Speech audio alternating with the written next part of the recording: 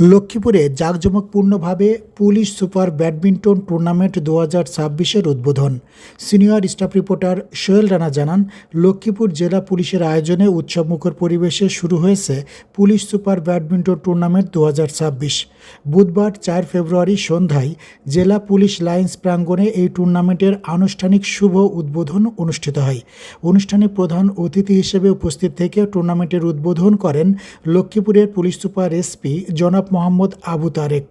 উদ্বোধনী বক্তব্যে তিনি বলেন, পুলিশ সদস্যদের শারীরিক ও মানসিক উৎকর্ষ সাধনে খেলাধুলার কোনো বিকল্প নেই।